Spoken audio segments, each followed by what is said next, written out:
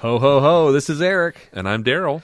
Welcome to the Auto Podcast that's wishing you a Merry Christmas. On this episode of Throwin Wrenches, it's tradition, it's Christmas. We have some extra holiday cheer in the form of a list.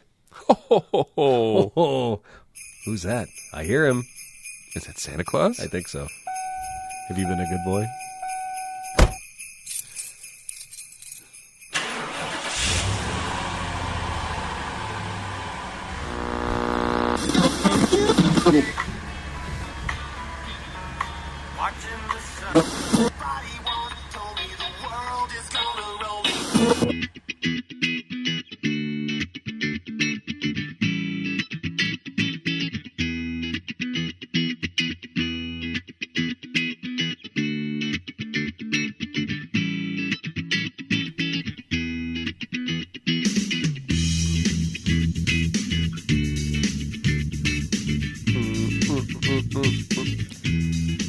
Well, it's a special edition theme song there. I think this needs more sleigh bell. Does it? Yeah. Instead of more cowbell? Need more sleigh bell. Love it. Yeah. Hey, everybody, thanks for listening, and thanks for hanging in there with us in 2023. This is our final episode of 2023, and of course, it's a special one, right, Daryl? It is. It wouldn't be the Christmas season, the holiday season, without a special edition show. And we've done, since 2018, we've done one every year. This is crazy. Very different themes, albeit. Yeah. Some of our best material, and in my mind, but yet you kind of poo-pooed them on the pre-show. Some of them are better than others. There was that one time where we went through our movie picks. And at band camp? Yeah. You might have accused me of not picking car themed Oh, movies. you did. Driving Miss Daisy. Still a car movie. Still the worst pick for a Christmas movie. Oh my God! How dare you? Yeah. How dare you? No, we did last year. We kind of, during the pre-show, we were trying to rack our brains. Like, did we do one last year? We did. It was the 12 EVs of Christmas. Yes, and I would like to go back and see how many of those 12 EVs of Christmas are actually still on the road today. Yeah, or not, available to or even purchase. made it to the road. Yeah, probably. Yeah, exactly. Like half of them. So we'll go back there. If you want to search through the Throwin Wrenches archives at throwinwrenches.com, certainly welcome to do so. If you just search up the keyword Christmas, you'll find some real gems there, some Yule logs, if you will. Absolutely. Anyways, thanks for listening. And yeah, like Eric said, it feels like we've kind of been coming hit or miss here or there, but we've actually tried to consistently put a show out. It's been a while. Eric's been busy. We'll talk more about why you've been busy. Jeez, I got excuses for days. Well, no. Yeah. It's good. You've had some really exciting stuff the last couple of weeks. So you know who's been super patient, Daryl? I can think of a few people. The folks at Fort's Toyota Pekin. Oh yes. Our continued sponsorship with Fort's Toyota. We do appreciate everything that they've done for us over the years.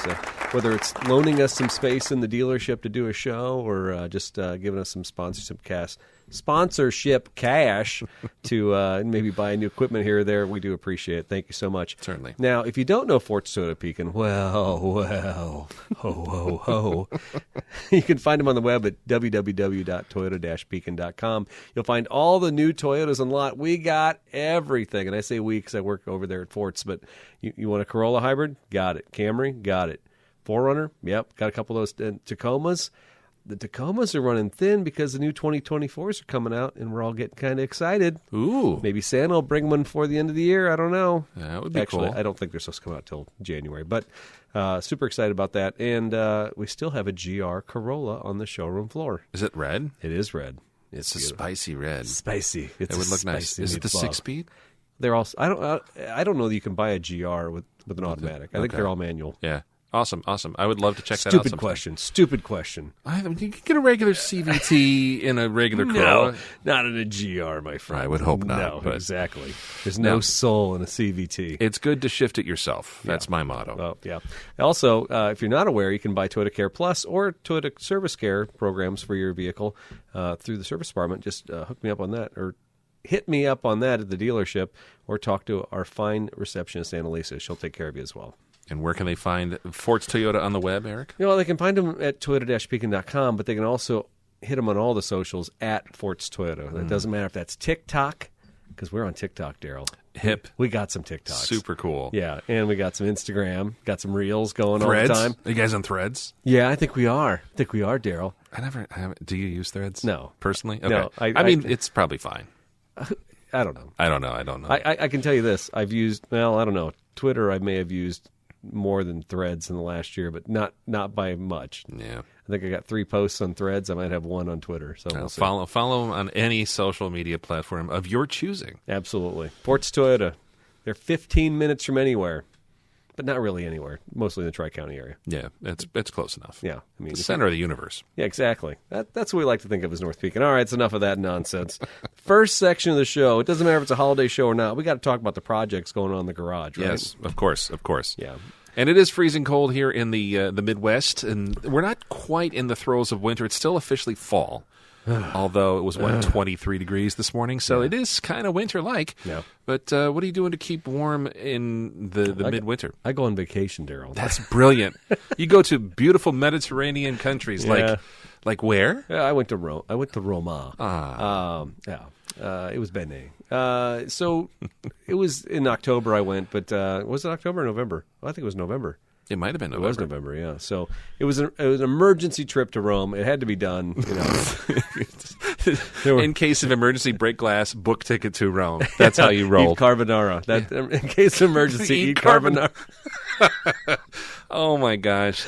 I'll tell you what, we'd all be in trouble. Yeah. If that was a real thing. But you actually did partake in carbonara.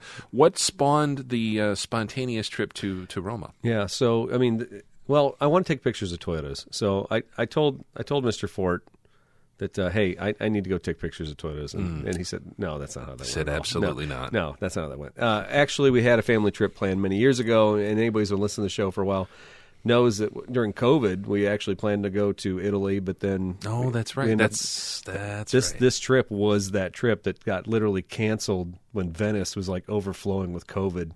Yeah. And we canceled the whole thing, and then we ended up like a year or two later going to Mexico with that insurance money.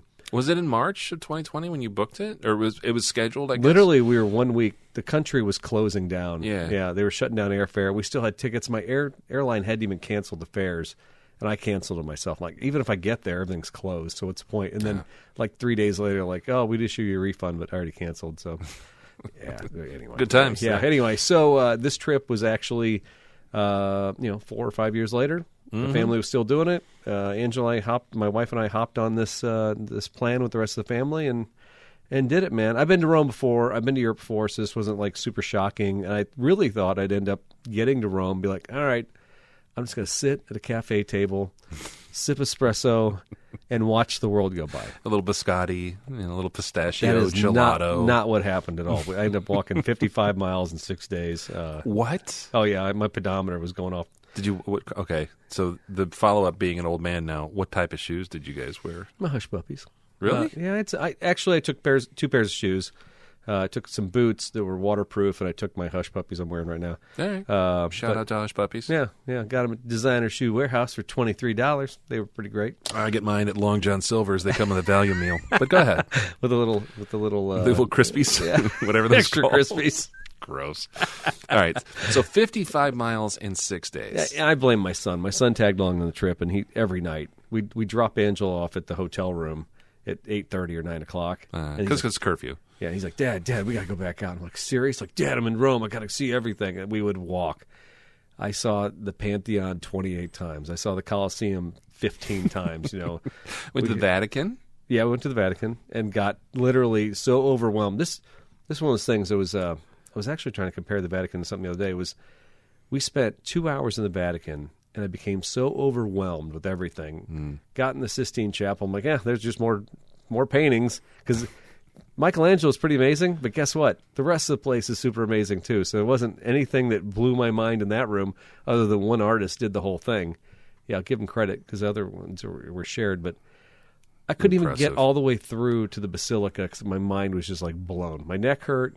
I've been looking up all day. all the frescoes or whatever. I'm like, it's overwhelming. Your mind can only handle so much. Yeah. So why try and shove some more in there? So now I got another reason to go back to the Vatican. Well, that's why you take 6,000 pictures. You can go back and be like, oh, yeah, we did see that. Well, you can't do that in Sistine Chapel. They won't allow that.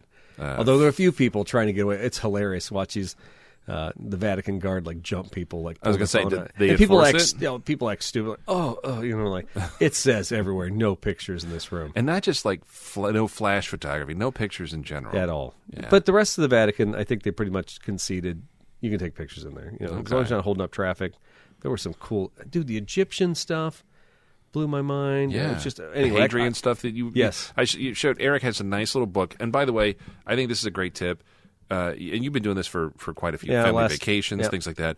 Where do you go? Google Photos? So I upload everything to Google Photos on my iPhone, but then when I get home, you just click on the purchase button, and you can compile everything into a book. And it's pre-formatted if you want to. Awesome. So, and I do a big book. I usually do like 50 or 60 pages at least. So the book is like $80.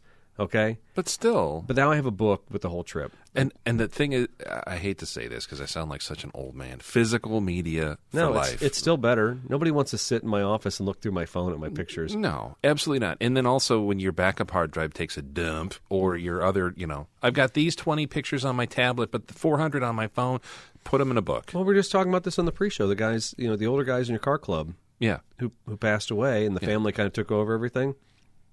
They're not going to go through. No, if you have stuff on a hard drive, you have stuff, even VHS tapes, that. But those books, I will say, those books still have some value to them, and I hope someday my kid goes, oh yeah, that's the Book of Italy, and maybe show his kids something like that. You can only hope, right? No, that's great to pass around and show. I got a kick out of it. And by the way, you're a great photographer. I know.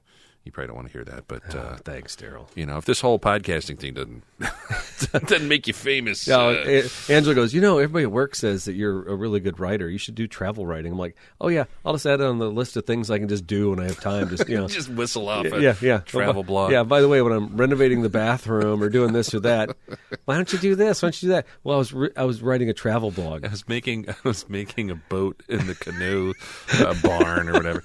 I don't know, learning kayaking. You know what though? That's cool though. I am so glad, and it was nice that you got to visit with some relatives. Some family genealogy was kind of a big part of this trip, right? Yeah, I feel bad like sucking up the show on this because it isn't correlated. Mm-hmm. So yeah, that was part of the. They deal make too. Ferraris there. It's fine. Go ahead. That's true. Mm-hmm. Actually, some of my family's from up by Milan, so I think the next trip maybe I'll go up to Milan. Do it.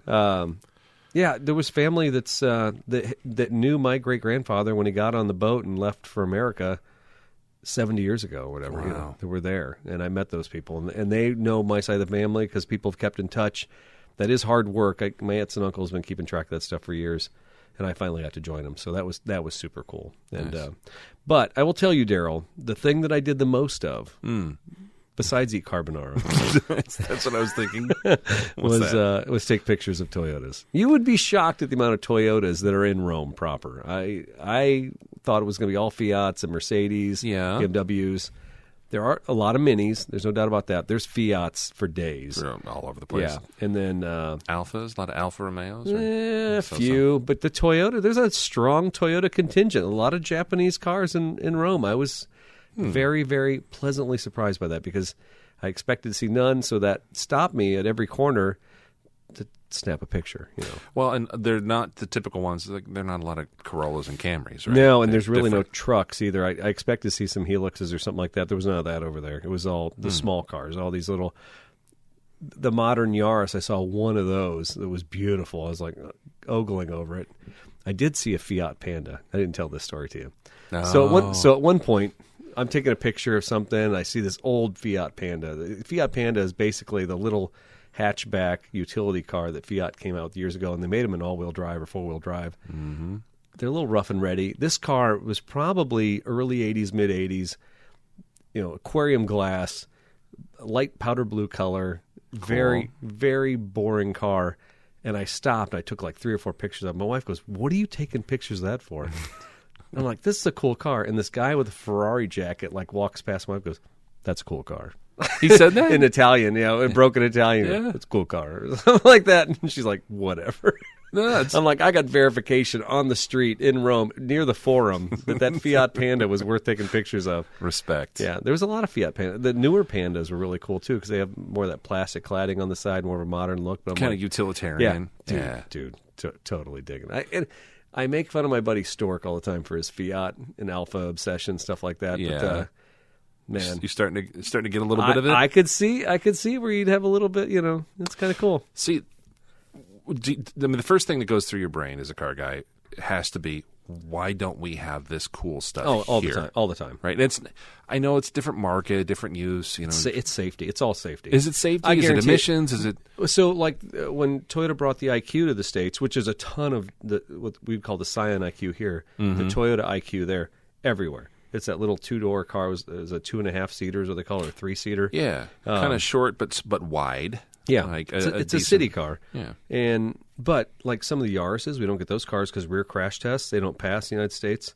Because if you're in Rome and somebody's hitting you from behind, the chance of being a casualty from a rear end collision, slim to none. Because they're also in the same size car. Yeah, exactly. They're not in a 6,000-pound expedition. Yeah, it's funny. Even on the countryside, we drove out to the country, it's an odd departure. Most people who do these trips, they stay in town, and we were in town a lot, but we did go out to the country twice. I didn't see semis on the road like we have here. No. I don't know how they're moving freight around there, but they're not doing it the same way we are here. So a lot of small cars. Everybody's got manual transmission. Even the Mercedes vans that we took from the airport. Like shuttles and stuff. Yeah, all manual transmissions. Diesel? A lot of diesels?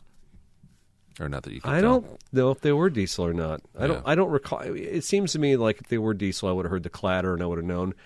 But I did have a modern diesel when I was in England the last time, that Ford Transit van. Yeah. And I don't remember. All I remember was a start-stop on it, and it was a little clattery at start-stop. But I don't remember. Did you see any Italian supercars while you were over there? No. On the roads? No. Just a casual Lamborghini or Maserati running around?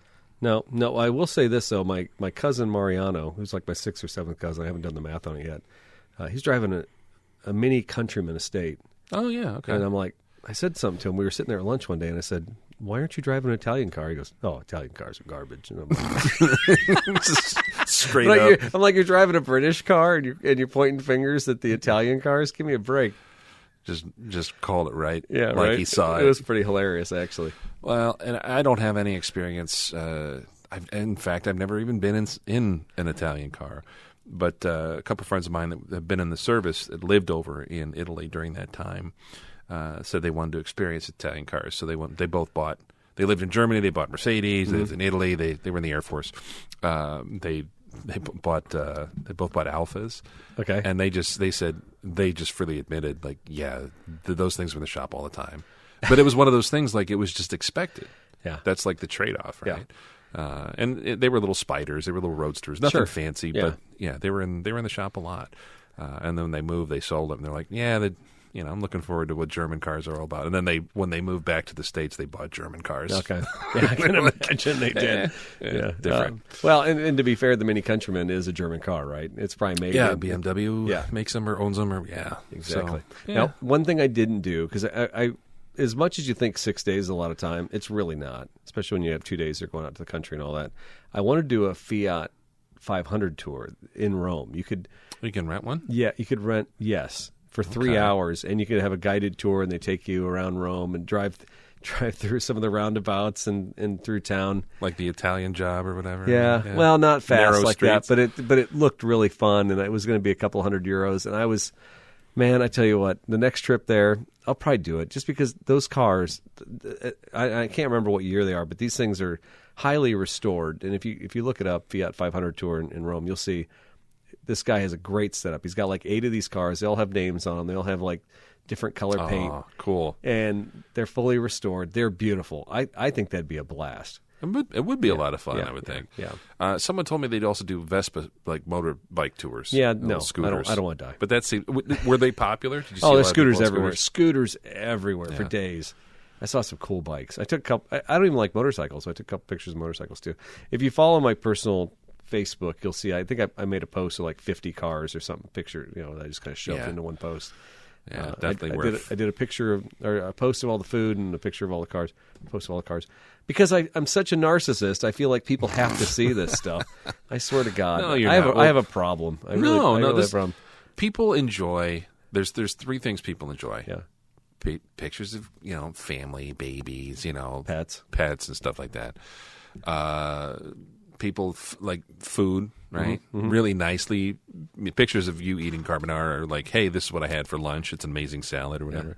And then also cars. Yeah. People like, and you have all of those. So I do. all of those constantly. My feed is just at Planet Stall on Instagram. Definitely check him out. And you can see my breakfast every day. Anyway, it's the same thing. Pretty much. I mean, I mixed it up. I had chorizo today. We did discover that you are not a bacon Long John fan. The maple bacon Long John. Yeah. Yeah. I mean, is it a slippery slope? Is it one of those things that? By the way, shout out to Jacob Irish, who we discovered. Although Eric does post a lot of donut pictures, I don't know. He does not consume said donuts. No, I do post, like, sometimes if somebody gives us like a box of donuts, something like that. At work. I'll have one. Yeah. I will have one. I will stop. Okay. But pizzas, I have a hard time stopping with, one piece. I'm with you there, too. But anyway. Now, the maple bacon Long John, is that a slippery slope? Is that you don't want to go down that road? I went to Poor Brothers this weekend to the brunch, and Josh Lanning slipped me one of his maple bacon donuts. Hey, psst, psst. Hey, kid. Pretty you want much. a maple bacon? It was Long something John? like that. It's like, what's in the bag? I didn't order this fourth item. Oh, look at that. And it had a banana cream filling in it, and what? Or vanilla. Maybe it was vanilla. Oh my gosh. But anyway, it was a glazed donut handmade by those guys with maple frosting and real bacon bits. And I gotta get his number. I need to. I well, need to order next brunch, get on it. It was a $6 donut. It's That's worth every penny. Kind of like a $5 shake, in Pulp Fiction. This was a $6 donut. Is it worth $6? Yeah, it was worth $6. Absolutely, so, it is. My wife and I splitted it, but it was good stuff. So anyway, So is Christmas dinner this year going to be fettuccine carbonara? that's a good idea. But no, I have a turkey upstairs, so unfortunately, I'm stuck with a turkey. All right. I will say this: I have an appreciation for carbonara. I know how to make it now. Yeah. I know the technique. I have not perfected it, but I think the next time we have one of those big meals at the house again, carbonara should be the menu item. It's the star of the show. Yeah, I think so. All right. And now that I know you are a fan as well, Yeah. yeah, I got no problem making it. I do enjoy it. I've got a nice easy weeknight carbonara recipe that I like. do you just mix up like one egg and Parmesan and? I'll send it to you. It's a Google Doc I've shared with some people, so I'm not kidding. I'll actually share that with you tonight. All right. I feel like I'm being teased right now. No, dude, I'm serious. I like to cook.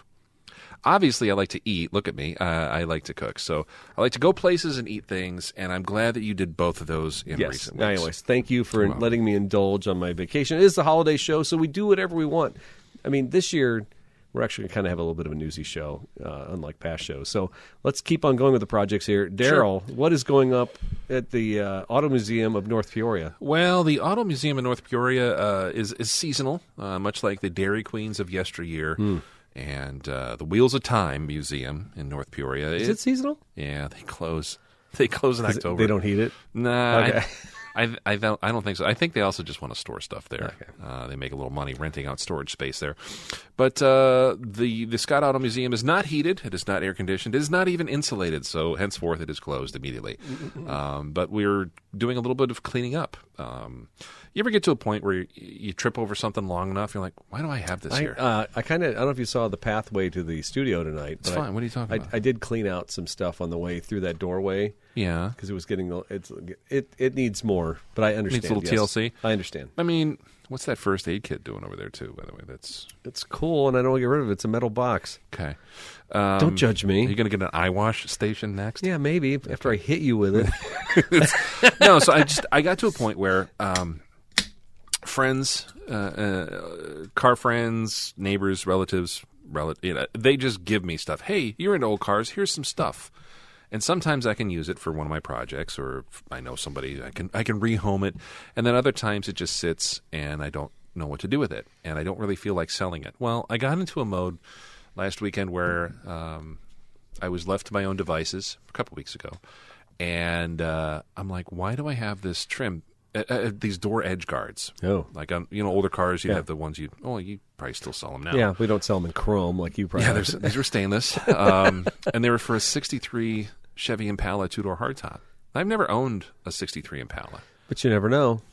Exactly, and I had a '64 Chevy, but they didn't fit on that. So I had those for years, And I said, you know what? And they're new old stock in the GM parts wrapper, and they were really good shape. They had the install instructions and everything. And so I go online, and I'm looking. I'm like, I bet you those are worth $50, $60. Well, they're worth more than that. So I put them on eBay. I hadn't been on eBay in a long time as a seller. Now, I bought stuff, but I hadn't sold in probably 6, 7, 8 years. So I fired it up, had to re-verify my stuff. Yeah. And I put it up there. I had some old pictures from a listing that I drafted on Facebook Marketplace for these same items like 3 years ago. Mm-hmm. During COVID, I was going, I'm going to clean out all this stuff and sell the stuff I don't need. Right. Well, I never did that. But long story short, I put a sale post up there and put $100, buy it now with free shipping, and I sold it in like an hour. And I'm like, okay. So then you do the whole thing where it's like, I sold something. That's great. Yeah. Now I got to find a box. Now I got to ship it. Now I got to do all this stuff. And I'm like, why did I put free shipping? Yeah, That's and then dumb. and then you find out you spent $30 in shipping. It's $27. But you know what? They were costing me. I mean, they weren't making me any money sitting on a shelf in the garage. And I just, every time I went in the garage, I looked at it. I'm like, what the hell am I going to do with this? You got 3/4 of a tank of gas in that Tundra on that. Exactly. Yeah. Exactly. So that's the thing. I hooked it up, and Sarah said, you know what? Just keep doing that with random stuff. Put it all in your car account, and then when you go on eBay and buy car parts, it's recycling. Yeah. I'm like, that's genius. I love you. She's so smart. She's a banker, I think. She is. Yeah. She's very smart with money, and I'm glad she is because I'm not. But you know what? The extra fees and stuff, too. I did notice the fees for that did seem to go up. It was like 13% or something, whatever the fees are. And then they do the weird thing with the payouts now. Do you sell on eBay? I used to. Yeah. I sold books. I bought a collection of books from a guy years ago, and books are easy. Are they? Super easy to sell because you can package them very easily, slip them in envelopes, and they're gone. Yeah. And dude, I made 10 times, tenfold what I paid for the stock. Do you do did you used to do like first editions, rare stuff? Or No, just it was like comic type stuff. Okay. Just hardcover books, stuff. It was a weird collection. A guy got a girlfriend. She said, "You got to get rid of all your game stuff and your comic books." And you just got bankers boxes full of stuff. So a buddy of mine's like, "Hey, this guy's selling all his stuff." I'm like, "What's he want for?" He goes, $200. I'm like, okay. And I literally made $2,000 over the next 2 months over all that stuff. Like whatever. And then like a year later, they broke up. Yeah, you should send them a bottle of whiskey and be like, here you go. Yeah, exactly. This one's for you, buddy. No, it's cool. Like, and some people, they enjoy that. That's a hobby, a little part-time side hustle. And it is income. Yeah. I can't argue You got to have like a whole table with like setting up tape and boxing and all that stuff. And I mean, if you're good with that. And then going to the post office. I don't mind because we're pretty close to one, and it's one that is open till like 7 at night. So I don't mind it. Mm-hmm. But the bigger thing for me is always trying to find out. I can pack stuff. I'm pretty good at packing. For me, it's always finding the box. So then I started doing the thing where I started hoarding boxes, and then I found all the the one size fits all prepaid priority mail stuff. Yeah, but those are a scam anymore. They're not even as good as they used to be. No, and that's what I did. I ordered a bunch, got them delivered. It was a tube. I needed a tube. Yeah. That's what I wanted. And I'm like, well, I can fold this in. I do the measurements and everything. Put it all together and get it out there. And, the stuff barely fits with the packing. Mm-hmm. And I'm like, and I'm still having to use tape and put the thing together and reinforce it because I don't trust it. And, it's one of those, like, I mailed it Monday. It was supposed to be there Thursday. It didn't get there till today. Today's Tuesday. So a week and a half later for 3-day delivery window. And so, like, the whole thing just sucks logistics-wise. But again, at the end of the day, I made $85 or whatever, $75. Life's good. It's do fine. put it, I mean, by the time you figure out how much time you spent on all that stuff, you're like, did I make any money? But, yeah, you made something. And you actually cleared space out of your garage. So it was a net gain. You cleared space out. You made a few bucks. So yeah, and hopefully some guy's like, oh, sweet, I've been looking for these. Totally screwed that guy. Totally hosed that guy. I did. I looked up the guy's profile after he bought it. Yeah. And he's another GM NOS parts seller. Yeah. I guarantee they're on his. He's flipping those. He's got them for $150 now. Yeah. He's just making an ezy $50. So that's fine. Merry Christmas. I was actually talking about you the other day. Were your ears burning? But it was basically, you were talking about guys with extra cars and stuff like that and having too much stuff. And this guy who's bought your part, he has warehouse, he has space, and people are always looking for like space. Like if they give away their car, Yeah. like I want to go to a good home or something like that. I need a guy with space. If you had a Morton building, this is where the conversation went. You would probably have so many cars donated. You would have an auto museum in North Peoria, I think. Probably. Yeah. Yeah, And that's not a productive thing for you, I don't think. no, because then you get to a point where you just can't get out of your own way. Yeah, and then you're not Jay Leno money, so you can't afford to keep everything up. Next thing you know, you got a bunch of cars on flat tires. Yep. Yeah, I've already seen a mice little running around. I've seen a peek into that behind that curtain, Yeah. and I don't like that. So that's why my stuff. I typically try to have most of my stuff running at all times. And at the Museum of Beige now. yeah, I have a beige car museum. That's a side exhibit. It's a seasonal exhibit. Is it? Okay. Maybe. It's Maybe. like okay. It's like when you go to the Guggenheim and they have like the real museum like off to the side there. So your beige museum is. Your place is just like the Guggenheim, is I think is what I'm trying to say. Thank you. It's the upper echelon of museums. No, so that's really all I got going on. Hopefully I'll sell some more stuff and make a little Christmas fund money or something. I don't know. We'll see. Cool. Yeah.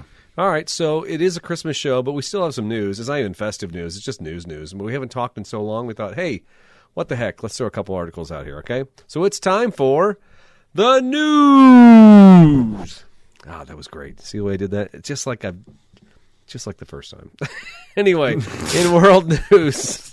The high production value. That's why people keep coming back. Exactly. This is according to Reuters. There's a fear of cheap Chinese EVs that's spurring automakers to dash for affordable cars.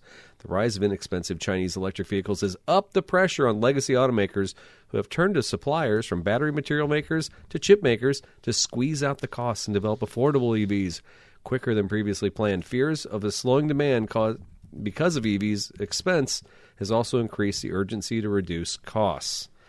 Every time I see a Chinese EV, it's one that I see somebody do with an Alibaba box, and then they open it up, and it's like a golf cart.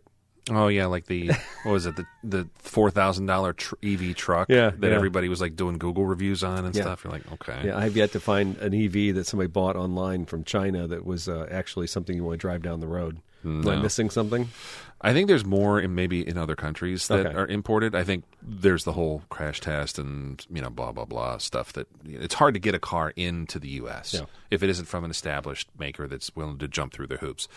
I am seeing some more stuff being made in China. Obviously, a lot of the GM stuff, the smaller price point stuff, is being made in China. Of course, Tesla's got their factory there. So what was I going with this? Motor Trend just tested some EV that's made in Vietnam that just got approval here in the States. Yeah, and I can't think of the name. But it was one of those where they highlighted throughout the entire review. It's like last month's Motor Trend, because they were comparing it to like the Hyundai the Genesis and some of the other SUVs. Yeah, the Volvo EV, smaller one, and they were saying basically like it still has some kinks to work out, mostly in like electronics and some minor fit and finish. But they're like, it's nothing. I mean, on paper, it's like all the others. It was like 45, 47, almost 50K price point. And you look at the specs, and it's like, yeah, it doesn't really matter where stuff's made anymore. I mean, it does. It does. Whoa. If half of the stuff in, let's say, I don't know this for a fact, but let's just say half your stuff in a new Volvo EV is made in China anyways. Yeah. The components, the electronics, the battery, all that stuff. What are you really getting for that premium price point? Yeah. Besides a badge and maybe some nice leather. Yeah. You know what I'm saying? Like, it'd be different if everything was built in their country. Yeah, I had a friend of mine actually who worked for Porsche or BMW. I think he worked for Porsche.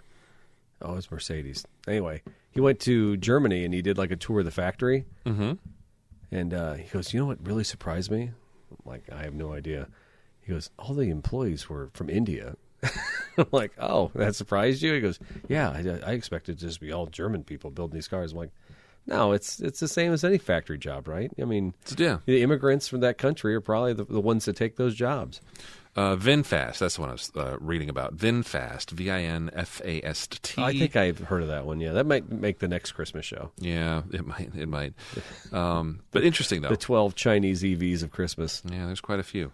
Quite a few. And that story was what, from Detroit Free Press or Reuters? Yeah, now the Free Press, I don't know if you followed the link on this one. It's about Detroit touting the first wireless charging public road for electric vehicles in the United States. We had actually talked about this probably 2 years ago when they were talking about doing it.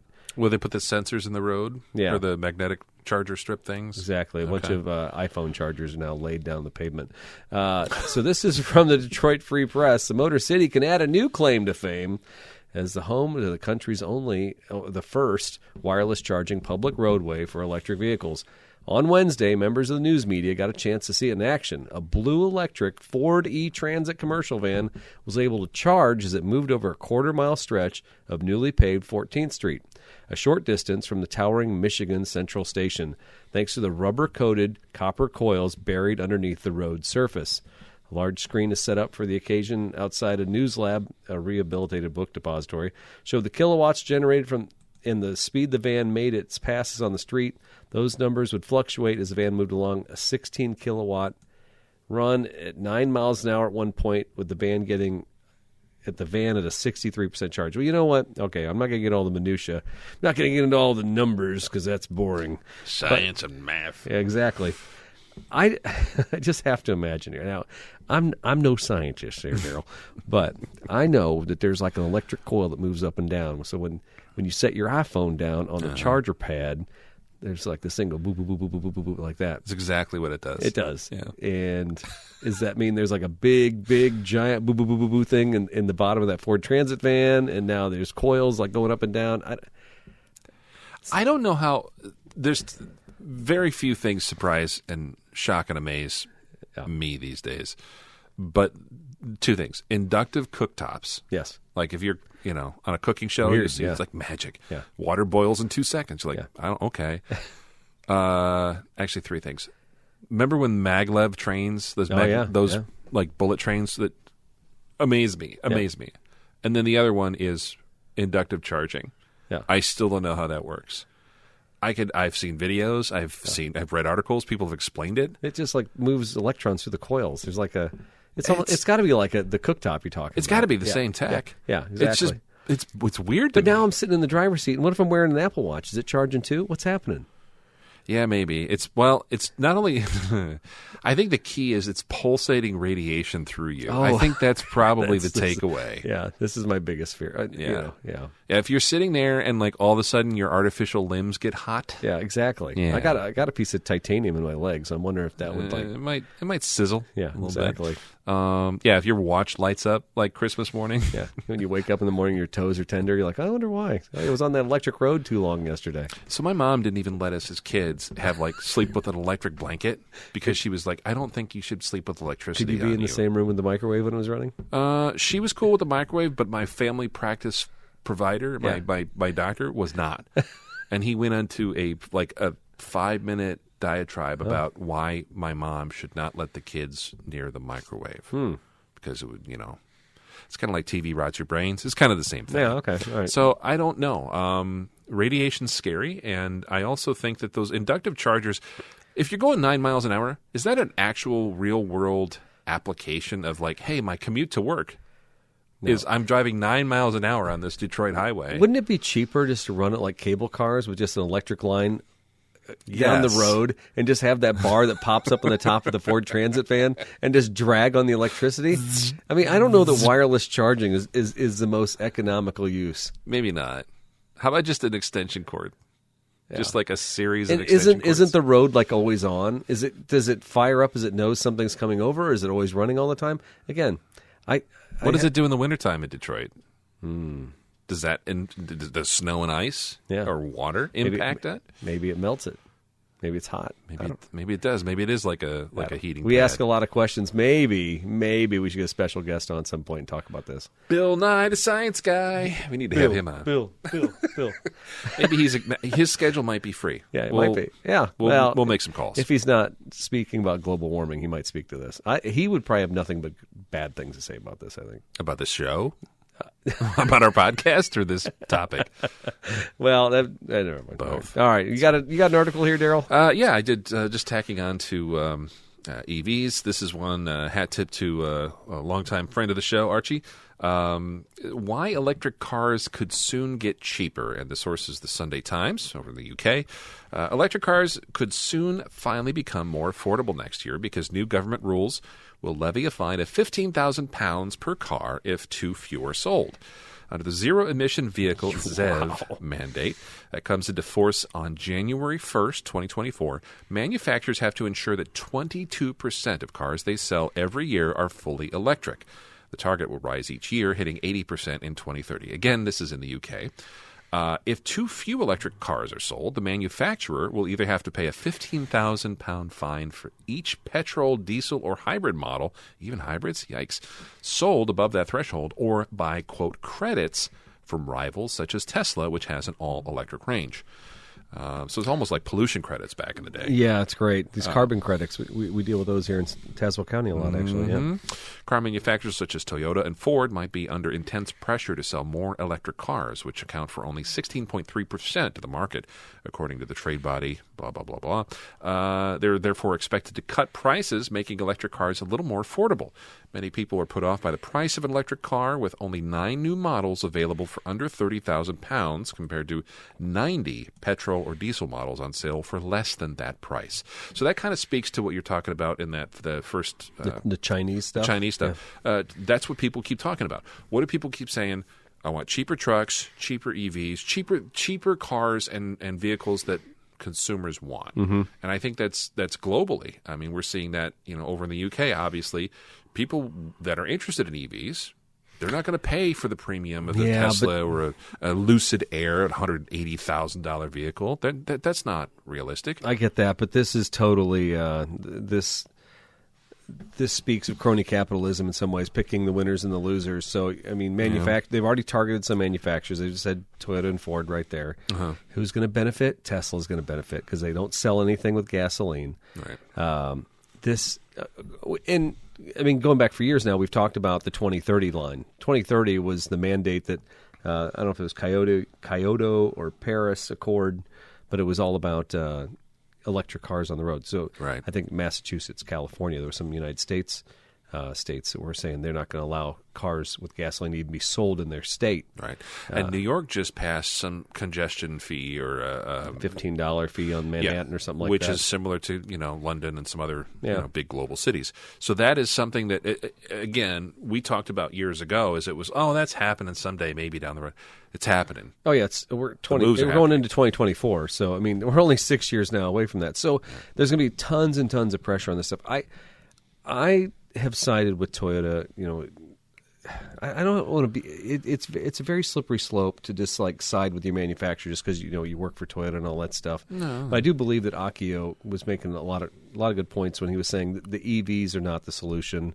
Long term. Exactly, they're a temporary solution. But I think the bigger problem is that all these administrations, because they want to act now. Everybody, when they do policies, when they enact these kind of rules, they want to see immediate results now, and they are seeing results. I mean, there's more EVs on the road, obviously, now than ever before. But are they tripping over themselves, not seeing the long-term solution by spending so much time on battery-powered cars? Are they kind of losing sight of the next wave of cars past that? And I think that's where Toyota and hydrogen and the Mirai, I think that's ultimately where it's going to go. I feel like hitting manufacturers for not selling enough EVs, it makes good publicity, it makes good politics, but I don't think it's good policy. Yeah, just looking at a quick snapshot of the percentages of EVs in the UK: 16.6% all new cars. This is 2022 data. Petrol, gas, 42.3% market share, and diesel 5.1%. Well, I'm surprised it's only 5% because the amount of diesels over there, it seemed like it was quite a bit. Yeah, me too. And I never understood how diesel. I mean, I guess if you don't have space like we do in the United States for refining the fuel down to gasoline, then maybe that's where diesel. I've taken away the refining capability from the coast, and now I've just put it in your backyard so you can smell it as the car burns it, right? But yeah, so but diesels are stinky and they're gross, and when you're in a metro town. Anybody who lives out in the country can be like, yeah, diesel's fine, it's great. If you're ever in town, it's gross. See, and I'm a weirdo because even as a kid, I used to love I love jet fuel. I love diesel exhaust. I don't mind it, but I don't. If you're in town, I mean, if you're ever in a town, dude, there's no way. Just my time in Rome, I didn't see a lot of EVs, but there was probably everything's a hybrid. I'll tell you that. Over there, I saw more hybrid models of Toyotas. Like, why can't we get this in a hybrid? Why can't I get a Yaris with a hybrid? We just don't sell those cars here. Yeah. So they fully embrace that hybrid technology, which I think is the best technology. It's electric when it needs to be. It's gas when you need to get the heck out of town or you need to accelerate or get, whatever. Yeah, I'm surprised that they're dinging the hybrids in the UK for that. I mean, I could see, if they're... Anyways, interesting story. Follow it up on the Sunday Times, and you can get a free subscription if you want. Oh, yeah, that'd be great. It's an online account. It's kind of, it's good. I do miss those days of yesteryear, Eric, where you had a Sunday paper, and you could just read about all kinds of stuff. Yeah. Get a big cup of coffee or a espresso, as it were. Now that you're a big fan of Continental. No, I just... You remember that Christopher Walken skit? The Continental. Dude, that was one of the best. I would actually need to Google that and watch I'm going to watch that before I go to bed. That was so great. All right, so this next article is in the national news, and actually I saw this the other day, and I forgot about it, so when I saw you add it onto the doc, I was totally thrilled. Please share, Mr. Scott. Yeah, no problem. This one is actually from NBC News. A couple other places. Jalopnik picked it up, and I think Automotive News did as well. But the National Transportation Safety Board, NTSB, says car commercials encourage reckless driving. Gasp. Automakers often display a warning in commercials when showing a car executing incredible stunts. Professional driver on a closed course. Please do not attempt. Just saw that in a Nissan commercial the other day. Jeep always has it in theirs too. Yeah. Like, well, if I can't go on the stream like you guys are, or like they made a closed course stream because they didn't want to drive across a real stream. Right. I like that too. Yeah, and then they dubbed in sound effects. Anyways, but the deaths from car crashes rising every year. That's true. Experts are asking that if that kind of boilerplate language, which more or less fades into the background, it's in real small print on the bottom of the screen, as the vehicle burns rubber, goes far enough. Last month, NTSB called for a study of car advertisements, saying the Insurance Institute of Highway Safety, IIHS, they do all those crash tests that we all see, that they should try to determine if there's a link between commercials that show unsafe driving behavior and real-world speeding or reckless driving. Long story short, it goes on. It's a pretty in-depth report. NBC News, you can check their link. We'll put it up at the post here. They're basically saying that deaths in car crashes increased 27% from 2012 to 2021, the most recent year for which it's reported data. It's becoming increasingly accepted that contributing factors to the increase in road deaths over the last decade or so is largely due to bad driver behavior or risk-taking behavior. Texting. That's according to one of their experts. So if we take that at face value, bad driving or risky driving is doing it. What's the commonality there? Is it car commercials? That's human. I mean, or human beings. Yeah, it's the responsibility of the person behind the wheel, right? Right. And just like everything else, like rock and roll was the devil's music, or TV rots your brains, or video games cause kids to be violent, and all guns are bad, we're taking people out of the equation. Yeah. We're taking personal responsibility and bad behavior and punishing people for doing that. Nanny state. And now it's, you can't show someone in a Nissan Z car doing a burnout on a closed course because that's going to cause a car crash. I just think we need to think. I really think we need to get back to the point where, even with all the electronic doodads in cars, things like that, people are going to be people. And the other part... Why should it be? People are people. So they reference this later in the article, and I do want to point this out because I do think it's part of it.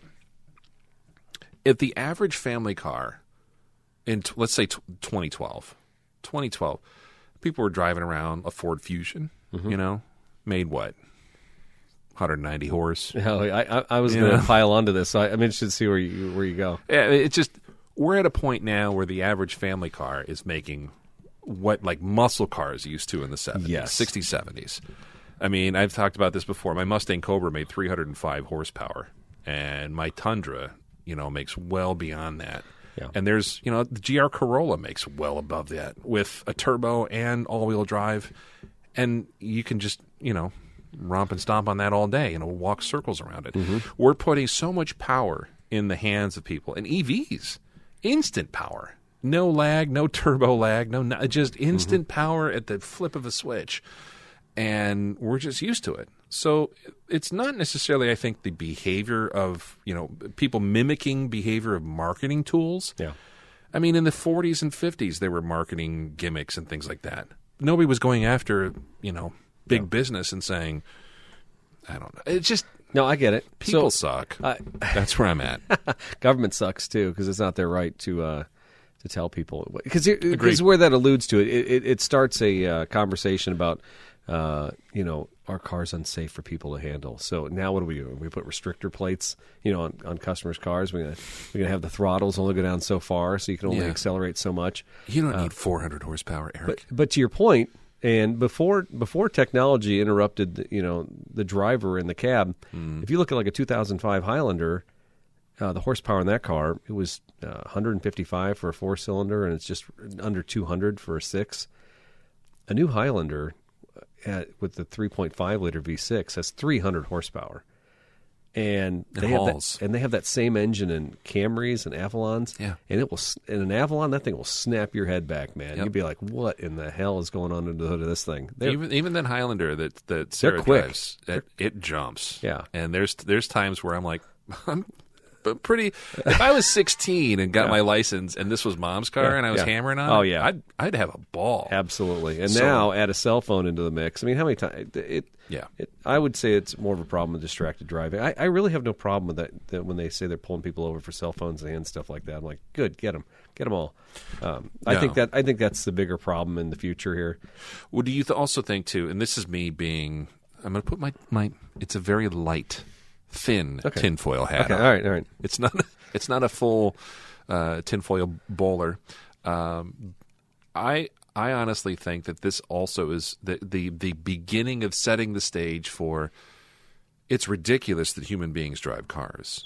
Therefore, computers. I truly believe that the boomers will be the last generation that love the cars. Yeah, and I think that.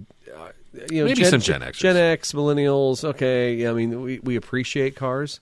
Yeah. But this new generation coming up, they'll be like, yeah, if I get in a car and just like sit on my cell phone the whole time, and it just takes me where I need to go, like Charlie and Chocolate Factory's magic elevator, that's all I care about, right? Or Johnny Cab from Total Recall. Yeah. That's the thing. Driving is a nuisance. Yeah. It's like brushing your teeth or doing the laundry or, as soon as we can find a way to box humans out of that equation, I think we will. Yeah. And I think it's stories like these or narratives like this where it's, humans, it's unsafe. Humans are the unsafe element. I mean, if you look at aviation, there's some of that. If you look at rail, I understand that in a lot of respects, yes. And it was not really funny, but looking back on the Exxon Valdez disaster. Okay, tie that sucker in. Hold on. Well, I was looking back at did Joseph Hazelwood just pass away? Oh, the captain. Yeah, the beleaguered captain. Yeah, I thought he did. Hold on, let me look this up real quick. But I looked it up and I was going through that. Okay, so it was like last July. So I don't know what the heck I was doing. By the way, someone should take my phone away from me because I'm going down weird rabbit holes. Yeah, I can only imagine. Yeah. People looking. What's your browser history full of? Joseph Hazelwood from Exxon Valdez. That's what my browser history is full. But I was looking back at that recently for some reason. It must have come up in a news story or something. A TikTok story. Possibly. Yeah. No. You know what it was? Here. It was Edmund Fitzgerald because that happened in November. Yeah. Okay, yeah. And it was like on the anniversary, yeah. Yeah. So I was looking at that and I was like, great, you might also... great naval catastrophes. That's great. You might also be interested in other disasters such as... So I looked up the Joseph Hazelwood thing, in Exxon Valdez story. And I'm thinking to myself, that's one of those instances that like 50 or 80 years from now, we're going to look back and be like, what do you mean one guy or his crew, a small crew of people, was in charge of millions of gallons of crude oil floating around an iceberg-infested ocean or whatever, or coral reef, whatever he hit, I forget. I was like 10. I think he hit a baby seal. He might have. But the fact is that I think we're going to view that the same way as more and more technology takes over more roles for human beings. Yeah, but I think there's also that discussion of these mega tankers and stuff like that might be computer controlled. and are just like drifting through the ocean without autonomously. What the chances of a catastrophe? We look back and go, I can't believe no humans were on that boat to stop that from happening. Like who? Yeah. Why didn't somebody sound the alarm or whatever? Yeah. I guess. I don't know. Interesting, weird rabbit holes. Yeah, you need to just put the phone down, man. I probably need therapy. It's fine.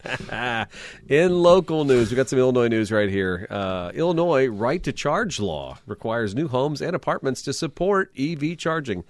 The right to charge law. Man, they always have a great little spiffy thing, don't they? Man, it's snazzy. Under Illinois' Electric Charging Act, now new properties... It's a pun. Yeah, the name of that act is a pun anyways. Yeah, that's great. New properties must be EV capable starting in 2024. In addition, landlords and HOAs can't unduly restrict residents from installing EV chargers. Starting next year, new homes in Illinois will be required to support electric vehicle charging stations under the new state law signed by J.B. Pritzker on June 9th. Passed by the legislature in May, the Electric Vehicle Charging Act requires any house or multi-unit building completed after January. Okay, this is all redundant. I already said this stuff. Have at least one EV-capable parking spot for each residential unit that has dedicated parking. The law also applies to existing multifamily residential buildings that are being renovated. Ooh. Wait a minute. Well, we don't require permits out in this neck of the woods. Originally, the measure required every spot to be fully EV ready with a charger in place. That was eventually walked back to require them to be EV capable with the conduits that would allow for a charger to be installed at a future date. So basically, you have to have 220 in all your houses. Yeah, and enough to support multiple people charging. Yeah. Now, to have the space at an apartment building for one EV for everybody, is that the way I read that? At least one EV capable parking spot for each residential unit. And then eventually for them to be EV capable with conduits running to allow a charger to be installed at a future date. So basically, you got to put the infrastructure in. You don't have to hook it up. Yeah, you just have to have one. In your garage, yeah. I get that. I don't really have a problem with that. I think it sucks to have these kind of... Here's what really cranks me up on this whole thing.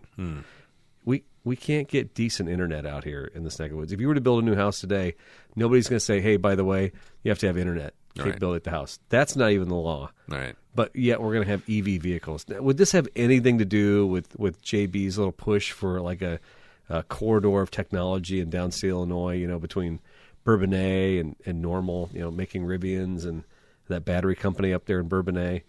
Do you think maybe he's trying to like satiate these guys? Maybe it's throwing a bone to to some, but also it's like anything and everything else when it comes to retrofitting.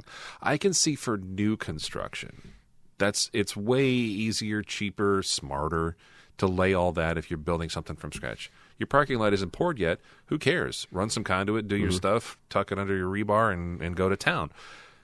You're going to tell me if you're renovating. And I only say this because this giant apartment complex by us just got renovated, like $5 or $8 million worth of stuff. Are they going to tear it all up? Are they going to do all that? Or are they going to do the bare minimum? And I think that's one of those things that if I was looking for an apartment to rent, I would look for, and I had an EV or something like that. Absolutely. That's an amenity. Yeah. That's an added value. That's one of those things where you're like, hey, they've got chargers for every place. My grandparents live in a condo, and they installed them in their basement parking lot, in every place. Of course, they have to meter it, and they want to charge it to the right household and all that fun stuff. Yeah. So there's a lot of infrastructure that needs to happen to make that. Now, is that good for jobs? Is it good for skilled trade, union electricians, stuff like that? Sure, but there's just I don't think. I mean, a 220 capability in a house is not a whole lot different than what was going to go into a house generally. So I don't foresee this being a giant boon. No, it's just it's additional cost. But even if I added a charging onto my house, bigger breakers than the 220, I mean, this is like $1,000 expense, something like that. I don't think it's a huge deal, right? It's not huge, but at the same time, we're requiring that for multifamily residents. Yeah, the apartment thing is kind of wonky a little bit, especially when you consider that we're still in a point where we're having to go to court and argue for things like ADA compliance for buildings and renovations. Yeah.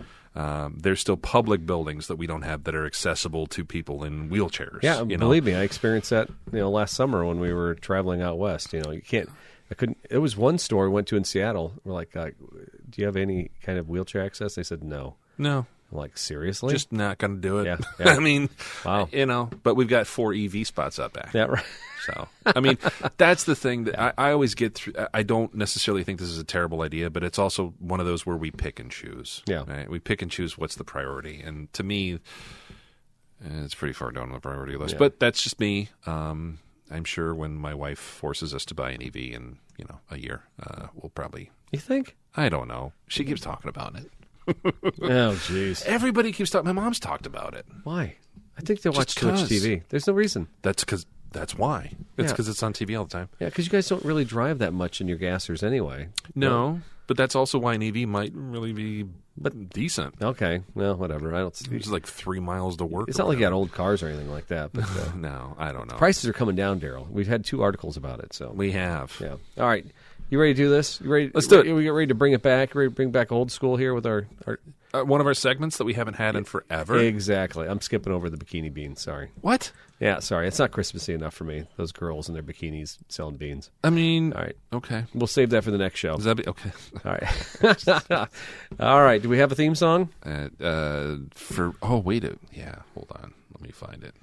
But you may need to make sure I'm connected on the Bluetoothy thing. Do you have some supplemental audio you'd Yeah, like I to do, share I with do, I do. the class? Okay. The Bluetooth. I'm connected to the BTA too. Some Christmas treats? Yes. All right. Well, I think we've reached that part of the program where it's almost that time. It's time. Oh, It's time for your moment of most. 'Twas the night before Christmas, and all through the city, everyone was exhausted because the year had been bad. The women wrote notes to the sound of the crickets demanding that Santa bring Taylor Swift tickets.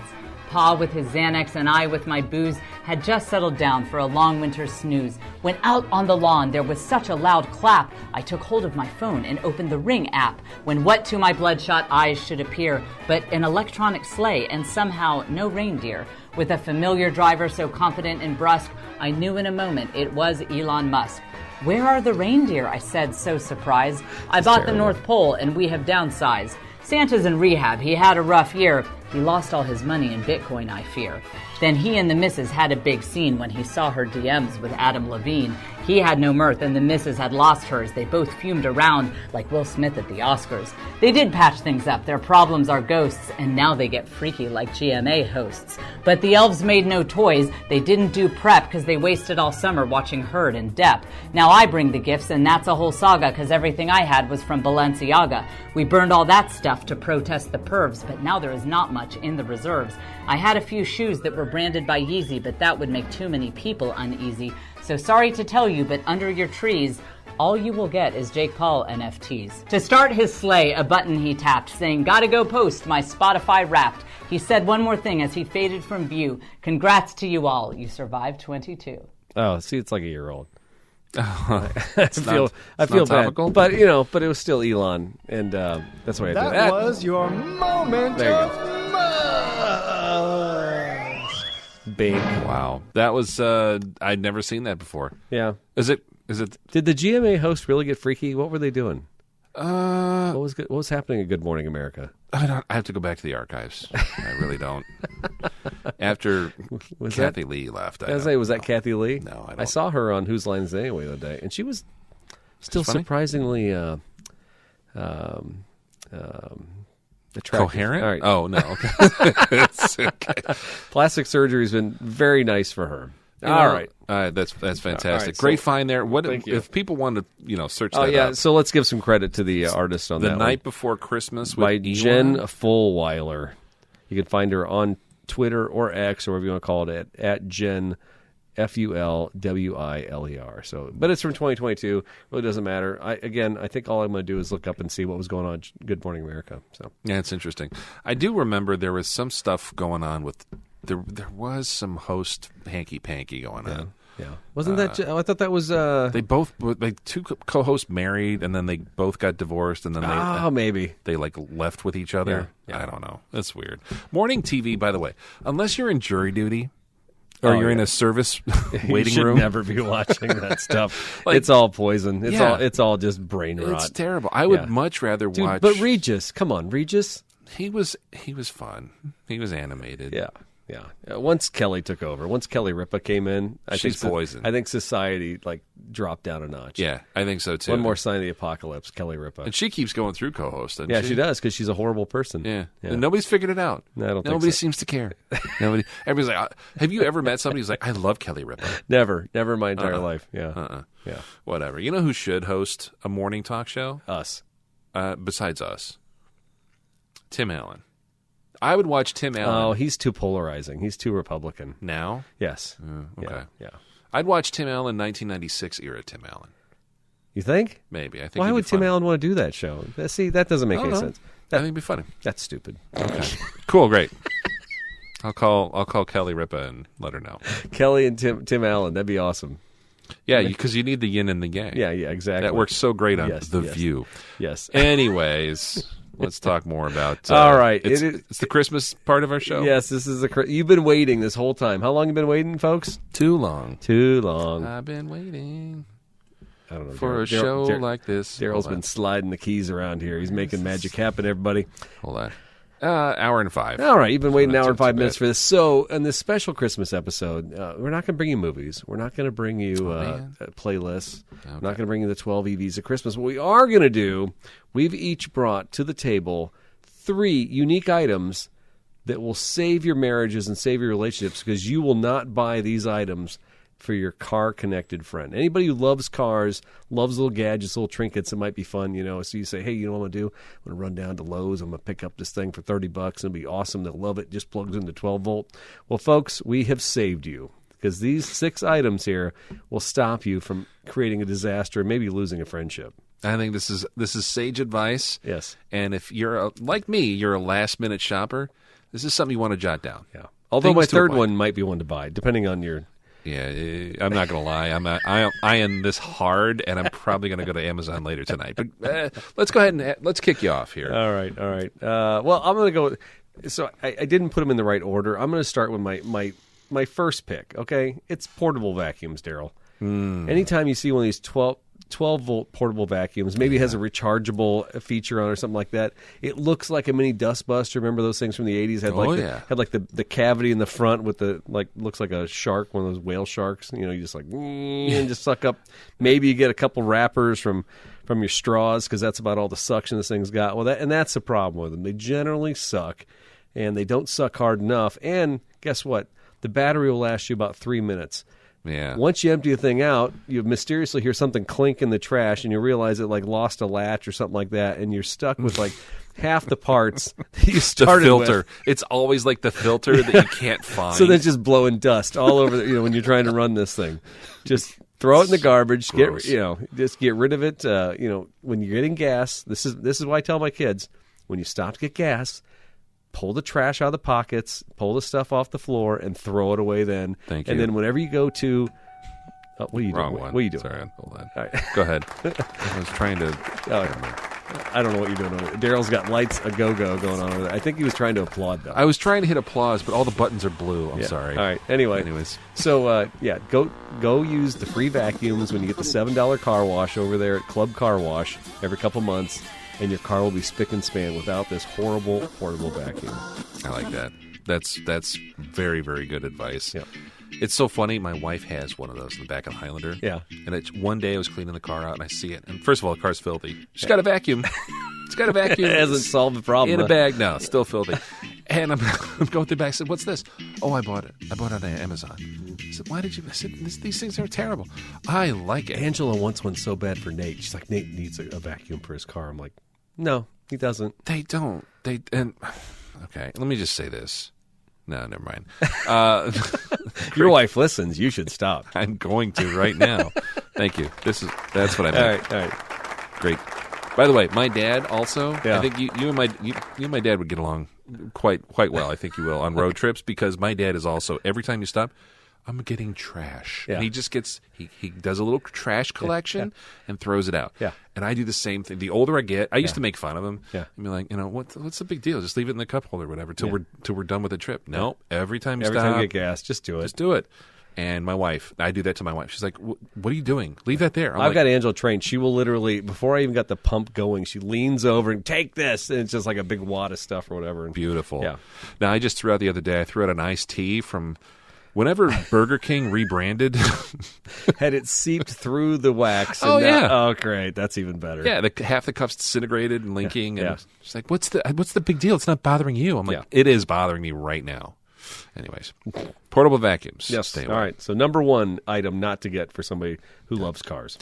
All right, so I will pick. We'll alternate here. I'll do mine, and this started out as a Christmas gift that I got. And I was very much looking forward to it.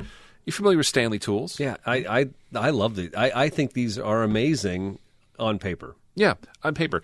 So Stanley, of course, since the Stanley Works in Connecticut. Yellow and black. Yellow and black, they make all kinds of great stuff. You see the guys on This Old House rave about them. So Christmas, about 2 years ago, I got a digital air compressor. And it was one of those that looks almost like a rechargeable drill, but on the front of it, it's a little LED head and a hose, and you can dial in 32 PSI. Hit a button, connect it, and it's supposed to turn off, stop pumping. Everything's good, right? You'd think so. My mom got one of these, and she had trouble with hers. And then I got one, like, probably the next Christmas. And I'm like, literally, this thing sucked. It broke the first week I had it. And all I was doing was, like, topping off the old cars that are sitting all winter. Sure. Broke, okay? Thing was just cold dead. So I took, instead of me... So was it plugged into the 12-volt? Yeah, it was on a little charger type thing. A built-in sealed rechargeable battery, which I always hate those Non-serviceable. Two. Right? Yeah. Junk. I mean, just throw it in the trash when you're done? Exactly. It's not even recyclable. Not even take it to the recycling station. No, that's crap. So this thing broke, right? And it like the first week, and I'm like, what the heck happened? So I'm doing an autopsy on this thing. At this point, I don't even care. Take it apart. Let's see what's wrong. I do. And Sarah's, of course, like, it's probably still under warranty. I'm like, I'm not sending anything into warranty. So I take the thing on the workbench. Shut up, woman. Yeah. And what happened was any kind of compressor, a lot of times those pumps vibrate pretty hard. Yeah. This thing had the weakest solder joints I've ever seen from the battery to the motor. Yeah. And the vibration of the motor was so bad, even though it's isolated and had like this like hot glue bushing in there, right, to keep the motor from hammering around. The solder joint broke. It was probably a cold solder joint. And so I'm like, I get out there and of course I'm like pretending I'm an electrician. I'm out there like soldering. I got my little, goggles on and all this stuff. I get the thing fixed. It lasts 6 more months before the battery finally won't hold a charge. I get literally half of one tire, 2 PSI, and then the thing dies. I smashed it to pieces. And I never felt so... Like a scene from Office Space? Yes, like the PC load letter, like the printer, right? And I took this thing, and it was so bad because I probably had spent at this point like 2 hours, Yeah. The thing's not even 6 months old. Yeah. I already had it on the bench, rebuilt stuff, and I'm just like, screw this. I kept the charger because it's like a 5-volt. I use it for like a little charger for other disposable devices, for other garbage that I should throw away. But I tell you what, there was nothing that felt better than just smashing this thing. Plastic pieces went all over the place. I swept it up, threw it in the trash. I felt so good about it. So Stanley, by the way, follow up to that, I bought a Stanley Bostitch. I didn't learn my lesson apparently. Yeah, I was just going to say. I bought a Stanley Bostitch air compressor to do some finish nailing in the house a couple months ago. And that was also broken out of the box. I took it right back to Menards. Do you want another one? No, I want my money back. I'm done. And I went to Lowe's and I bought the crappy Cobalt house brand one that was $30 cheaper. Works like a dream. I'll say this. I think Stanley has kind of lost its... Stanley used to be a brand back when I was a kid. Yeah. And I think that might have been like an Ace Hardware brand or something like that because it used to be like ubiquitous in the tool section. But it wasn't like Sears. It wasn't Craftsman. But Stanley was a decent brand, but no longer. No. I think it's like a Dollar General brand, right? It is. I think they probably sold the name, and it's garbage. Yeah, garbage. Hot garbage. Yeah. All right, so what's on your other list here? Because I keep wanting to look at the, Yeah. No, I'm going to... the pièce de résistance. I'm going to tell you a story, Daryl. It's a little story about a guy who got in serious trouble back in 1997. And I'll let you guess who that guy is when the story's over. But, Okay. All right. So if you have a friend who works at Radio Shack and he tries to sell you a radar detector because that'd be the perfect gift for your wife, you probably should think twice. Now, said wife may have had a couple tickets over the last year, and you're like, you know what? That cost us a lot of money. She got court supervision, and I don't even know how much that other ticket cost. Really? Oh, yeah. And she... I'm learning a lot about She is known with that license plate on the back of her car that's personalized to blaze down 155, and people know who she is. She's passing them to an 85, 90 miles an hour. So when you're sitting there and you're going out to Bonanza with your buddy in 1997, and you're having wings and macaroni and cheese. Hold on, we got the flashback sound effect here. Oh, yeah, okay. What year was that? 1997. There you go. Yeah. All right. And so, I'm just going to let everybody know, this is me I'm talking about, okay? Oh, okay. So my best buddy at the time, Jeff, he got pinstripe shirt, suspenders, Jerry curl hair. It literally is like a scene out of Office Space, something like that. And he's like, hey, man, you need to get one of these radar detectors for your wife. I'm like, that's a good idea. Well, how much is it? Where's he working? Radio Shack. Okay. Yeah, and he was a king of Radio Shack in Pekin. He had the Radio Shack at the mall. He worked there for years.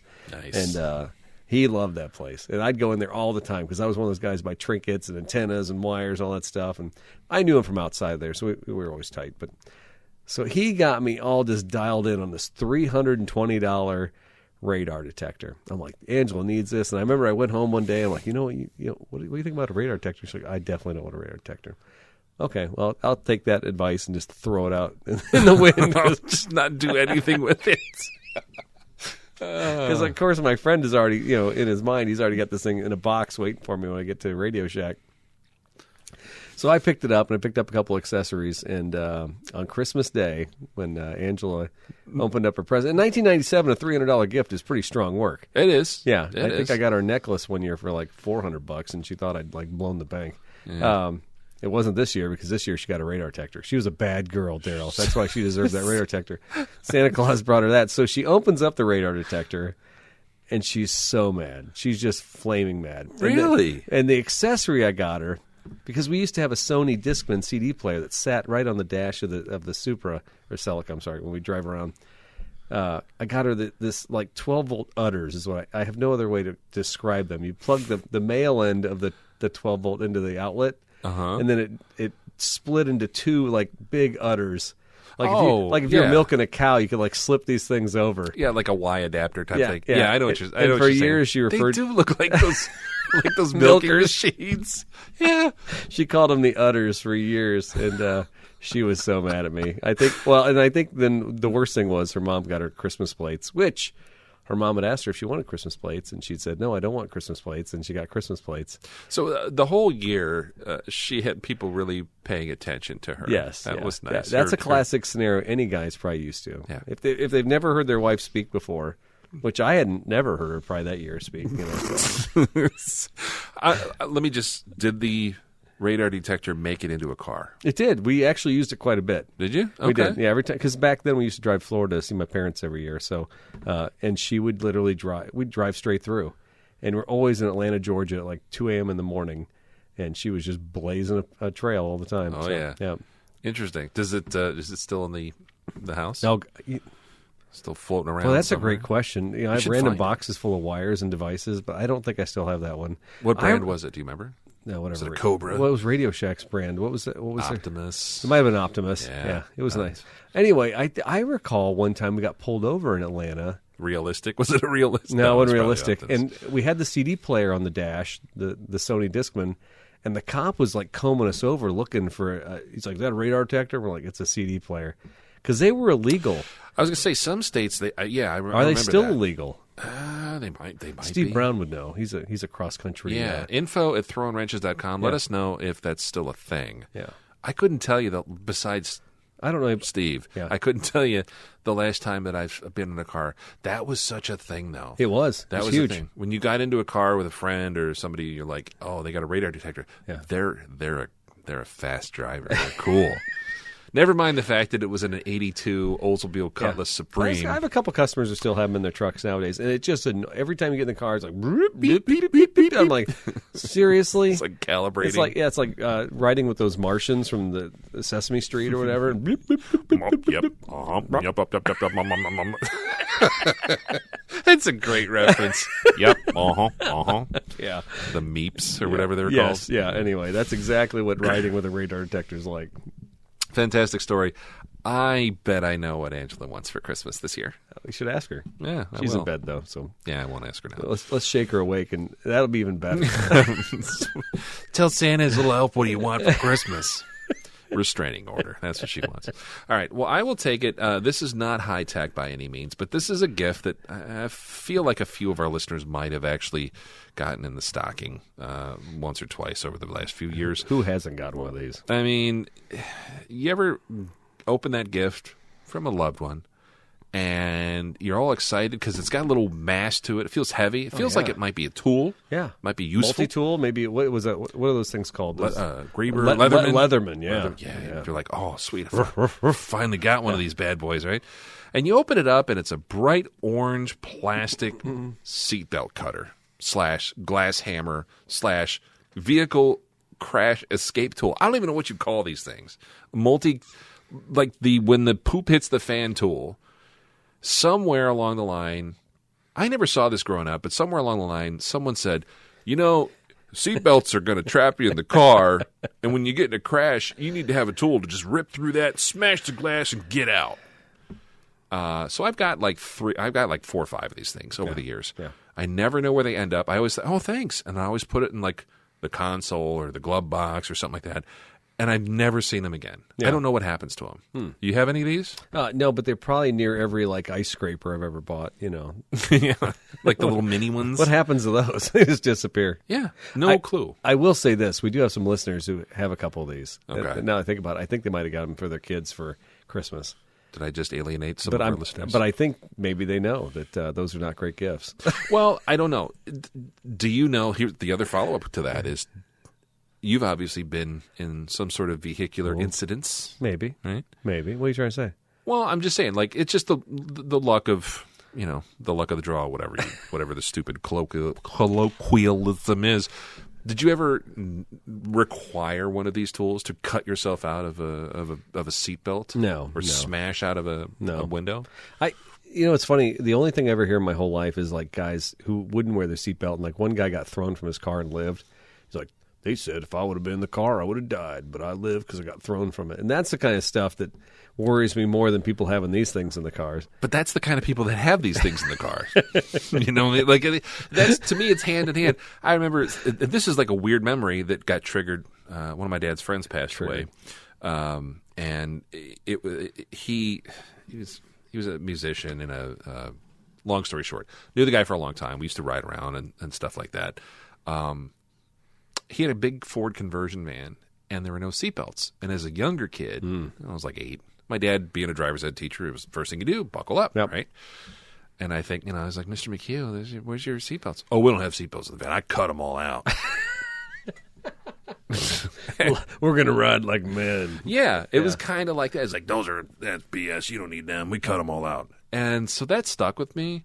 So for me, any type of device that deletes the seatbelt, kind of scary. I also do know that my uncle was in a crash last year in somewhere in Colorado in a 4Runner, and car flipped upside down. He had to literally smash the back glass out to get out of the vehicle. He was fine. Everything, it all worked out. You think he could have found the hammer if he needed it? But that's the thing. I'm like, and so that came up. It was like, well, maybe if you had one of those little hammer tool things or whatever. But when you're in a crash, especially a rollover, yeah, you're not going to find anything. If I can't even find them now in my center console, and I know I'd probably go out to the Tundra tonight, I'd probably find 7 of them. In a crash, I'm going to be so dazed and confused, I'm not going to do it. Yeah. I don't know. Weird gift. I just say better off not giving them. Yeah, no, and it's definitely at every checkout line, or you go to Marshall's, you go to TJ Maxx, something like that, gifts for men. There's that little hammer there for $19.95, right? What was the old store in the mall? Brookstone? Yeah, that's a Brookstone device. Or Sharper Image. You're like, oh, this is a great thing. Sky Mall. It's probably in Sky Mall too. All right. All right. This is my number 3 item. Now, I gotta say, when I chose this item, I thought this is something that this would be a terrible gift. But the more I've looked at it, because I did the full imagery from the Amazon clip here. Great screen grab. It's actually looking kind of appetizing. So maybe, just maybe, this might keep me from getting salt all over my car. What I'm going to do in this episode of the show, I'm going to put a link. I'm going to make sure that I tie it into like Throwin Wrenches account so we can get like $1 for every time somebody buys one of these. Yeah, right. For the JS Car Life Universal Car French Fry Holder and Cup Holder. So it's thank you. It's a beautiful device. So now we've taken our cup holder, and sometimes you get those supersized fries. You can't really shove them in the cup holder because it kind of flexes it and the salt kind of pours out.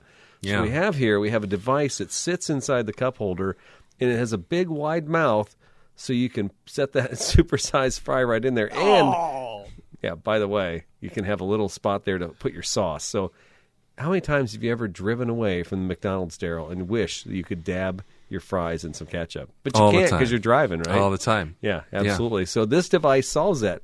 Oh, I'm trying to find. I'm sorry. I thought we had one that says "ooh." Yeah. Like now, the oohs and ahs. Yeah. Now because I'm now an elitist, I've been to Europe and I don't eat French fries anymore. I would never ever get this device because I don't eat French fries. Are you serious? Like you're taking that stance, or is this comedic effect? Well, whatever you want to interpret it. You only eat pommes frites now. Yeah. You scallywag. No, honestly. Okay, so the ketchup.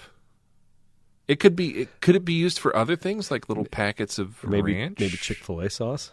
Yeah. Yeah, right. Oh, Jake would be all about that. So maybe this is maybe what I've done inadvertently here is I've selected the best thing you could get, because you can get 2 of these suckers for $14.99, and if you follow the link that I'm going to post on the show, you could save 10% with a coupon.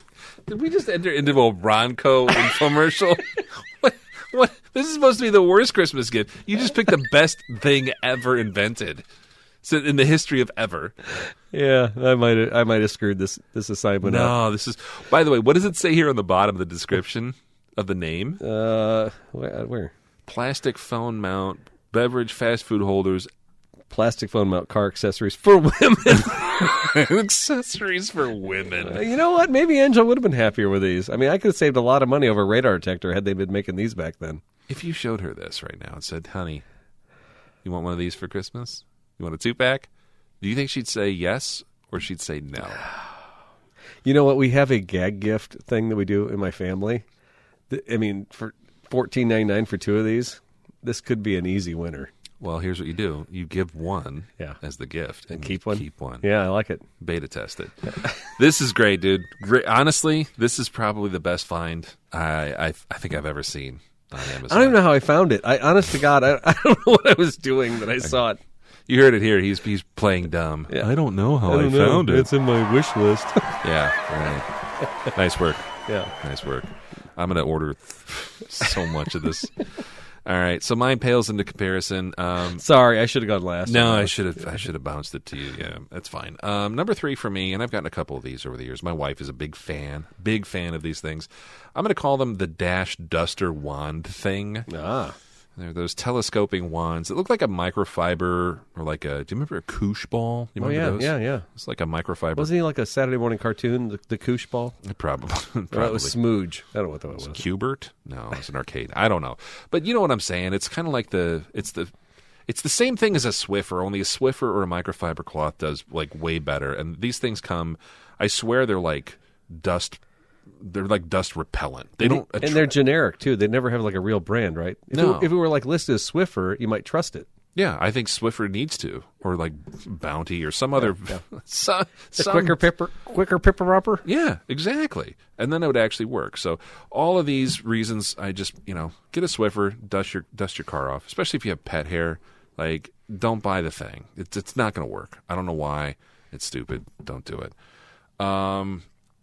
Damn, those fries do look good, man. It's late at night. By the time we're finishing this episode, it is very late. So this is one of those gifts. This is a perfect example of one of those things that people pick up, again, at the end of the aisle. You have done a great job. Were you at Marshall's this week? I guess that's what I need to know. I was. I might have been shopping. Yeah. I might have been shopping. Much like you and I are wanting to do. Oh, yeah. Late at night. It's my favorite segment of the show. Is it? It is. Is it? Sometimes I find myself overseas. And sometimes I think, well, I'd like to own an Italian car when I come home. So what do? Oh, I could have went to Autobella, but I know I'm not going to buy any cars and ship them overseas because why would I do that when I'd just rather be there? So I will go to Hemmings this week. I shall find a fine European car, an Italian car to be exact, on Hemmings. I've never done this, Daryl. This to me, this was dangerous waters. Hold on. What's the name of the segment? Cars of the Week. Oh, there you go. Sorry. No, you're fine. All right. Sorry, I was jumping into my car. No, you're fine. I was jumping into my car. You're so excited. I was. Autobella. Bella. Auto bene. Anyway. All right. So what do? I look up Italian cars. And what is the ultimate Italian car, Daryl? Some would argue it could be the Lamborghini, but I say it's the Ferrari. Ooh, even got the inflection. The Ferrari. Yeah, I would agree with you. Yes. When you think, in your mind, that's what you think of an Italian car. Fast, red, sporty. Yes. And it looks like all of those boxes are being checked. Well, by your pick this maybe, week. because I'm still cheap. You know what? There's cheap Ferraris. You would want to buy one. And that's the thing. So, you know what? There's this 85 Ferrari Mondial Cabriolet. Ooh. This one actually runs. It's got 51,000 miles. There are several online on Hemmings you could find in the $20,000 range to $25,000 range. They may not run. But this one actually is a pretty decent car. It's got 240 horsepower. It's got 4 valves per cylinder. It's a mid-engine car. It's got a 5-speed manual transmission. There are a couple of these with automatics, which I can't believe you'd want to do that, right? This car, in running condition, is listed at $39,995. You're kidding me. Yeah. So you could get a Ferrari for $40,000. I find that extremely hard to believe. And I've seen one of these around town. Yeah? Yeah. I might know a guy that But this car is it's like the redhead stepchild. This is the cheapest Ferrari you're going to find. So is it really a Ferrari? Was it built somewhere else? Is it like a Fiat in Ferrari clothing? There's got to be something about it that doesn't have the legacy or the heritage or something, right? It's interesting you say that. This is a small little 3-liter V8. And I know that there is a stigma with Ferraris that aren't V12. Okay. I think it's the Dino, which is kind of like there was a Fiat Dino, there was a Ferrari Dino, and I think there's another one that's they're not a V12. So I think the purists, the true, it's kind of like the Porsche folks, like, well, if it's not a 911, it's not really. I don't care about it. And you're like, okay, but I'll still take a 944 turbo and have fun with it, or a 928, whatever. So I wonder if it's that. But I'll tell you, there's something about these. Because they have this very similar kind of Pininfarina lines as like the 308 Magnum, the Magnum PI. Yes, but that car is about twice the price. Way more expensive, probably a little bit bigger. And then also the fact that it's a little Spider, a little convertible. I don't say little because it's, they're not little, but it has a different look to it. And I like this. This looks like something that you would cruise down the Pacific Coast Highway with. Or I could have it. I could buy it in Italy and just have it waiting for me when I land in Rome, and I just get it and then drive into the mountains. In your villa, my villa. Go to your villa and my mountain villa in the Brusca. I think that drive my Ferrari to the Brusca. Just hair blowing in the winds. Hairs. You and Angela. Well, I'm thinking more your wife's hair. The other part about this is I heard old Ferraris are very economical to maintain. Oh yeah, I've heard that too. I've heard they're easy to work on. I'll be in Italy. It'll be fine. You just find... Let's pick up spare parts. I remember when I lived in Miami, people the Brazilians would come to Miami all the time. I was a bellman at a big hotel. And the Brazilians, all they would do is like fill their suitcases with Land Rover parts. So I could be that guy. I could just go to Italy just to like fill my bags with Ferrari parts all the time, right? That's not a bad gig. Yeah. Maybe until I get to customs. And they do a cavity search looking for Ferrari parts. Right. Whoa! Looking for your quattro valvole. I think that's how you say it. This might be possibly one of the nicest cars I picked on the show. It's pretty and cheapest. As far as you're pretty reasonable. No, I'm again. I could have found much more expensive Ferraris. I thought this one was reasonable, and if I was ever going to convince my wife into getting a Ferrari, this would have to be the one because I can't afford anything more. And it's a convertible. She loves convertibles. Yeah, you're right. She likes those. But then again, I could just drive a $10,000 Celica convertible and not worry about anything. So there fair. you go. That's fair. Great choice. I love it. Thank you. I completely went the opposite direction. You went with classy. I don't think European. you've ever picked one of these. In all the years that we've been doing the show, No. I'm shocked by this. Well, and the only reason I picked this is because I've seen it. I know it. It's a friend of mine's, and So it's a possibility. Well, yeah, but no. We're really tapped out. Sorry, I keep leaning on your table here. I picked a 1925 Ford Model T truck. And, of course, everyone's familiar with a Ford Model T car. Model TT is basically just the big truck version of that. And it's your classic stake bed. So the front of it looks like it's an enclosed cab. So it's not a C cab or day cab, whatever they call that, where it's exposed to the elements. There's no windows. There's no nothing. A lot of trucks, especially interurban delivery trucks, weren't sealed up. They weren't, if it rained, you got rained on. It was kind of like, a much more modernized version of a horse and buggy. But they started doing enclosed cabs somewhere around the early 20s, and this is one of those. Very nice, beautiful coachwork on it. It's kind of a not teal, but like a steely blue, greenish color. It's been restored. My friend Randy owns this thing. And he bought it a couple years ago at a Mecum auction. And it was fully restored, all documented in Cars and Parts magazine, featured out of Ohio. A guy spent years restoring it. Really nice truck. And it's one of those stake beds in the back. It's not a dually. It's still single wheel, but still a good-sized truck. It's got a big oak stake bed, and the woodwork on it is gorgeous, too. I love that, too, especially on the old trucks where it looks like it's, old furniture or something. Really cool. So Randy got this thing. He's been driving it around. Went to several shows with him this year. And Randy is like us, where he likes cars, and then another car pops up. He's like, yeah, it's a good deal. I'm going to go ahead and buy that. Yeah. So he keeps getting cars. Trouble is, Randy, like us, he gets to a point where he's like, I need to make some space. And he has to make some big decisions. So he doesn't love this car as much as you would love this car. I think, well, the other thing, too, is it needs some transmission work. So there is that. Apparently, these are like a 2-speed planetary transmission that have bands in them. Oh, boy. I don't know anything What are the about bands them. made of? Oxide? Leather, sheepskin. I have no idea. But the deal is, the thing, it does need a little TLC. It was having some trouble getting up and on the trailer. And this being an older Model T truck, it's not something you're going to go on Interstate 74 with. No. Right? This is, if you live in a small town, you can putter around, go get ice cream. You can do the parade thing. Where you and I live, might be a little difficult to get anywhere with it. Yeah, that kind of sucks. I mean, that's the worst part about something like this. And you feel like you're taking your life in your own hands, just taking it on like an Allentown road or something like that. A little bit. Yeah. A little bit. Mechanical brakes. Everything's mechanical on the thing. But it is really a neat timepiece. And, 2 years can be 100 years old. So I felt bad for this thing. Clear title, got everything it needs. Body's great. It runs great. It just needs new bands in the transmission, and he just doesn't have time for it. So he's asking $7,000 for this. And I really think with the condition the rest of it's in, it's really a bargain. It looks super clean. I'll give you that. Yeah. He's got another 1919 Ford Model T touring sedan. He's actually got 2 other Model Ts. He's got a 1915 Overland. He's really into the old stuff. And where he works, lives, it works for him because it's a small town. He can drive to the local pizza place or go get gas.